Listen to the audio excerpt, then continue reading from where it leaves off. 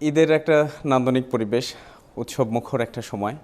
এই সময়টাতে উদ্যোক্তাদের তো ব্যস্ত একটা সময় বরাবরই কাটাতে হয়। ঈদের সময় এই ব্যস্ততার ধরনটা কেমন থাকে? আমার ব্যবসায়িক যাত্রা কিন্তু শুরু রিটেল দিয়ে। এখন রিটেল লাইনে যারা আছেন তারা বুঝবে যে ঈদের দিন কিন্তু আমাদের প্রথম দিন চলে যায় শুধু ঘুমের মধ্যে, কারণ আমরা সারা রাত জেগে থাকি, ক্লোজিং হয়, দোকান সব বন্ধ হয়, ক্যাশ কাউন্টিং চলে, কাস্টমাররা দেখা যায় চাঁদ রাত একদম ভোর পর্যন্ত থাকে। আপনি ধরে নিতে পারেন যে ঈদ আসলে আমাদের সেকেন্ড ডে থেকে শুরু হয়।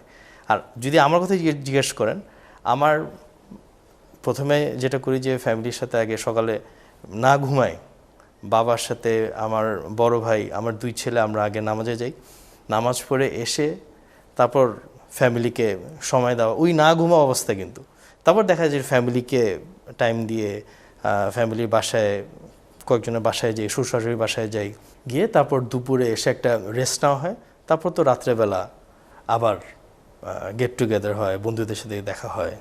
এই যে গেট টুগেদার অথবা গল্পে মেতে ওঠা, এটা কি শুধুই আড্ডা থাকে নাকি এর মধ্যেও আপনার ব্যবসায়িক নানা প্রসঙ্গ চলে আসে?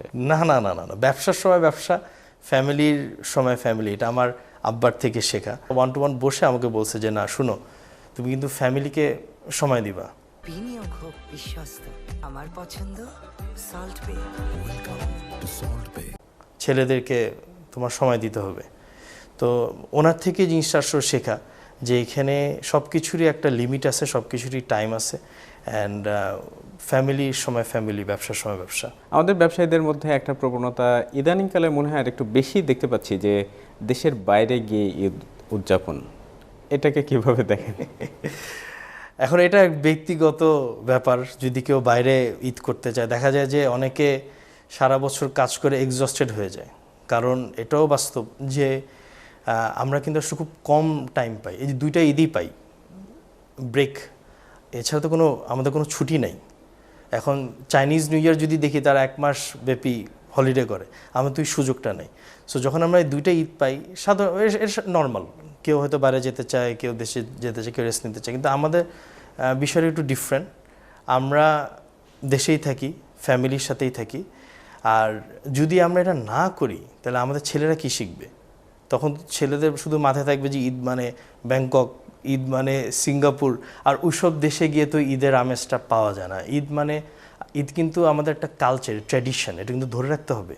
এটা আমরা যদি না ধরে রাখি, তাহলে আমাদের জেনারেশন কী শিখবে? এই জন্য আমরা চাই যে ফ্যামিলির সাথে ঈদটা কাটাইতে, ঈদের ওই আমেজটা আবার রাখতে, বাচ্চাদের সাথে সময় কাটাতে। আমরা তো যেহেতু জয়েন্ট ফ্যামিলি, আলহামদুলিল্লাহ এটা একটা সুযোগ হয় পুরো ফ্যামিলি একসাথে গেট টুগেদার হওয়ার জন্য আর কি। ছোটবেলার ঈদের সাথে এখনকার ঈদের যদি একটু পার্থক্য করতে বলি, কি পরিবর্তন দেখবেন? ঈদ তো ঈদ, আসলে ছোট বা বড় বলি, ঈদের এক্সাইটমেন্টটা সবসময়। আগে ঈদটা মনে হতো শুধু নিজের জন্য, এখন ঈদটা মনে হয় যে সবাইকে মিলায়। আগে তো সালামি পেতাম, এখন সালামি দেই। পার্থক্যটা এখন এরকম হয়ে গেছে। বাট ওভারঅল ঈদের যে এসেন্সটা, এটা সেম। মানে খুশিটা, ঈদ আসলে এই যে খুশি, নতুন জামা কাপড়, মানে ইটস এ সেম ফিলিং, আলহামদুলিল্লাহ।